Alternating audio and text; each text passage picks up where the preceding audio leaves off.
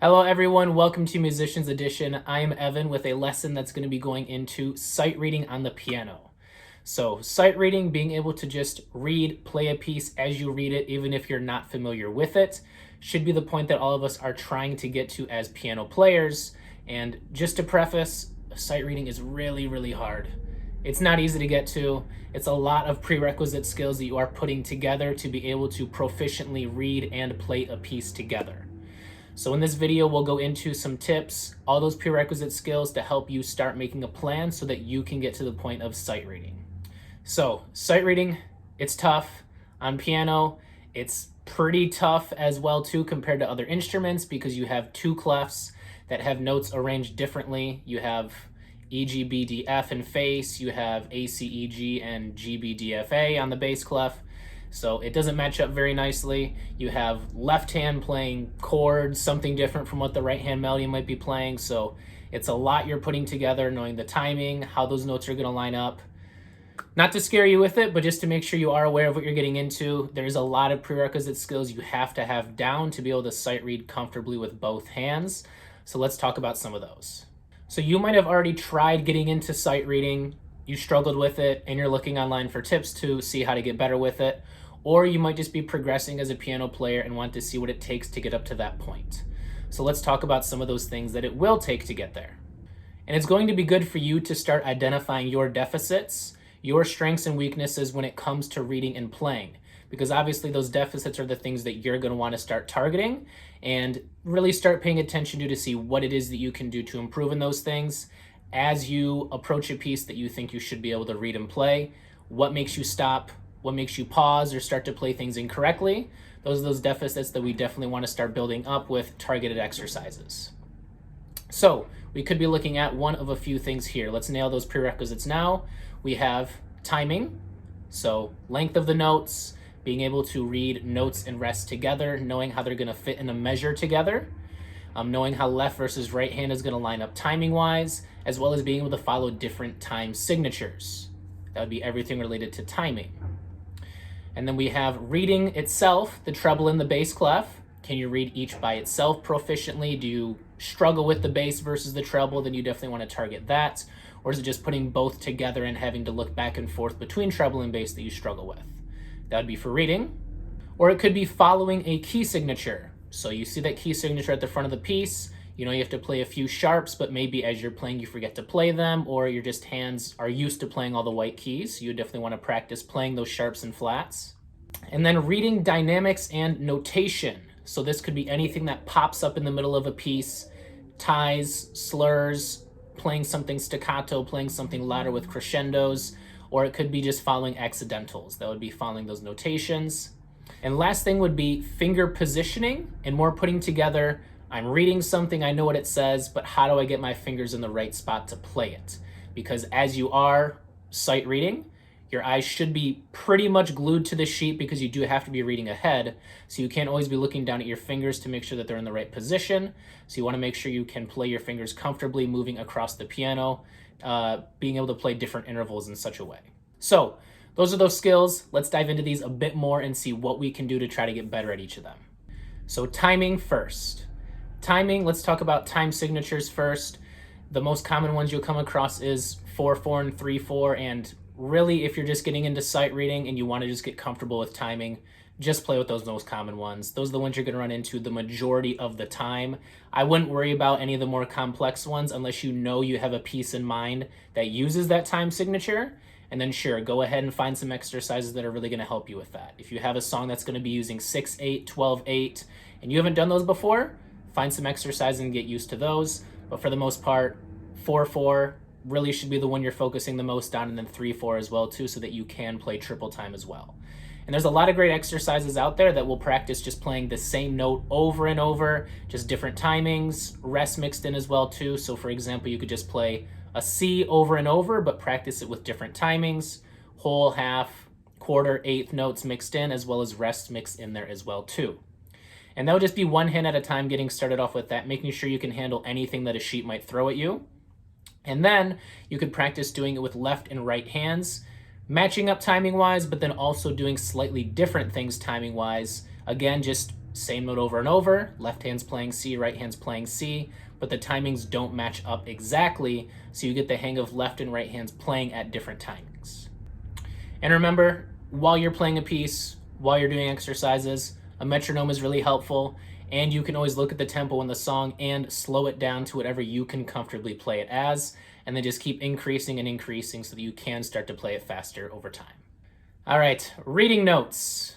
Reading notes, probably the hardest thing that you do have to get down to be able to go nice and quick while you're playing the piece, because you could have chords, multiple notes stacked on top of each other. You have to look at each one and know how to play it really quickly. You could have a left hand with 3 4-note chords while the right hand's playing a melody on top of that, and it's a lot to keep track of. So this is the one that most people will spend the majority of their time on to really work up and try to get better at sight reading. So best ways to build those up is, first of all, before you attack, both left and right hands playing together, both with multiple notes going on, make sure you are very good with single note recognition by itself.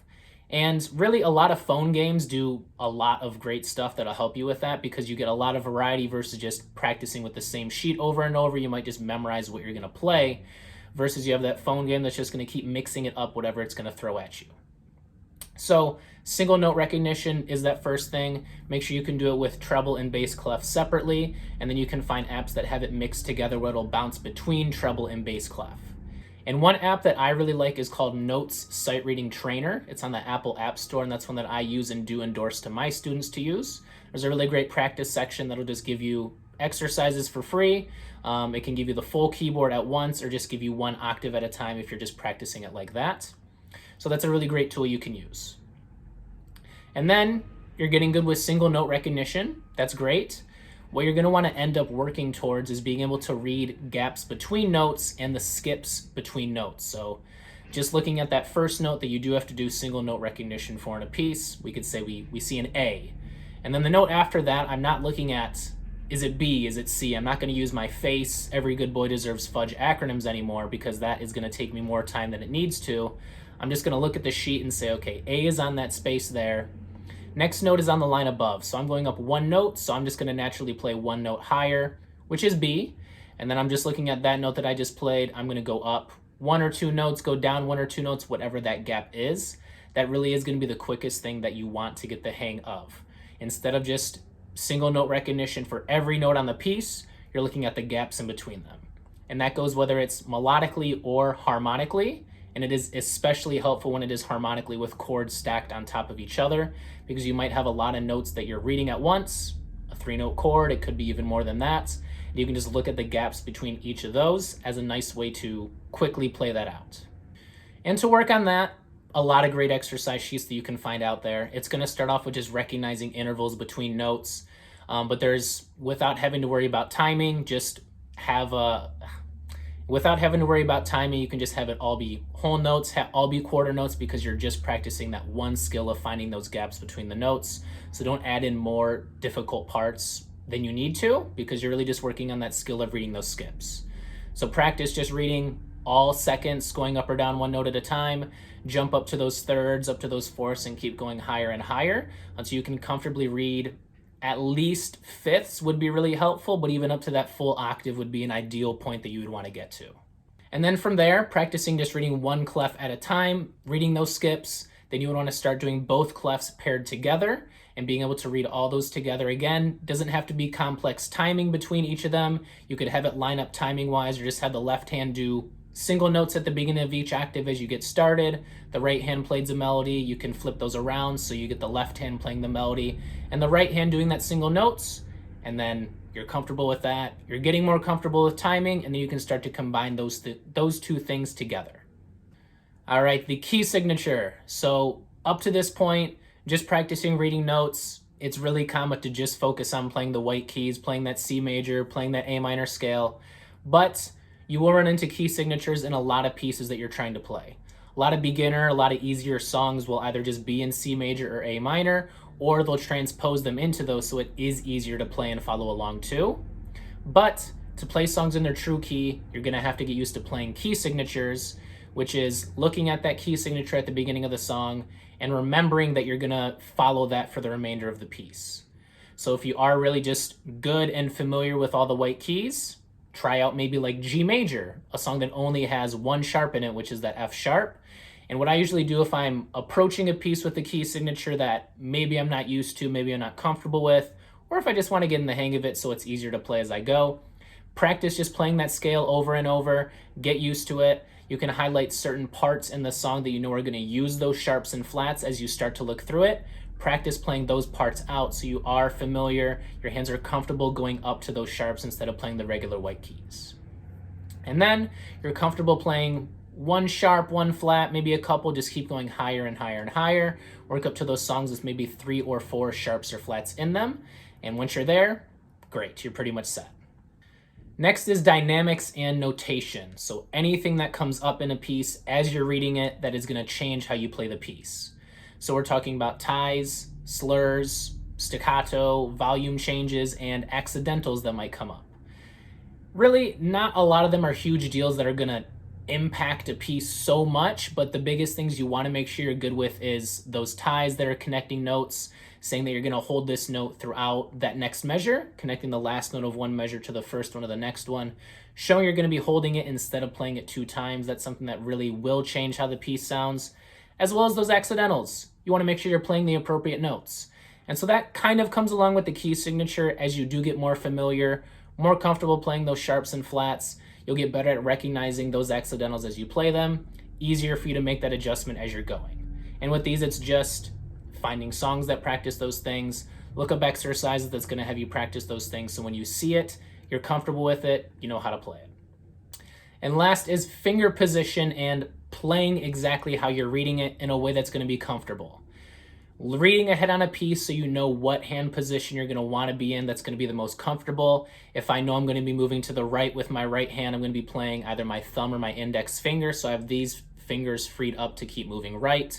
Vice versa, if I know I'm going to be moving to the left, I'll have my hand in a position that I'm ready to move that way.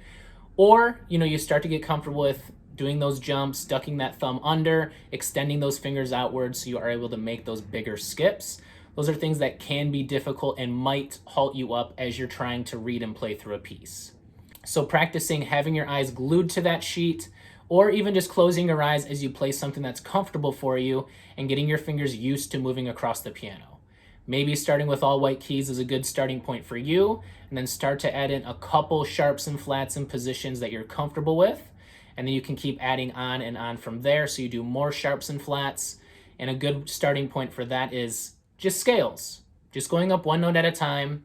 Play that scale maybe with your eyes fully looking at it, then alternate, try to do it eyes closed, go back to eyes open, eyes closed again, and make sure that you are playing all those appropriate notes and sufficiently without having to press any other notes along the way. So scales, and then you can start to do exercises or melodies of songs that you're familiar with that might do bigger jumps than just going up or down one at a time. It could be different finger exercises, different sight reading exercises that you want to try out. Eyes closed, eyes just looking at the sheet more like you would be when you're sight reading. That's a great skill to have as well too. So that is all. Easy? No, it's not. It takes a lot of work. It's a lot of practice. These are a lot of different skills, and if you've played other instruments in the past, you might have an imbalance of strength and weaknesses. If you're a guitar player, you might be really good at understanding left versus right, the timing in your 2 hands playing independently. If not, that might be something that's really difficult for you. If you've never played an instrument that involves reading the sheet, that is most likely going to be the most difficult thing that you have to build up. Or if you played an instrument that's all treble clef, like the flute, and you have to start adding in that bass clef, that's definitely going to be your biggest weakness that you really, really want to be focusing on. Whatever it is, identify those deficits next time you're reading and playing a piece. Figure out what those things are. Start looking for resources online so you can start to build up those skills. And on this channel, I'll start to put up a sight reading series that is going to highlight each of these skills so that you can follow along and start to build them up as well too.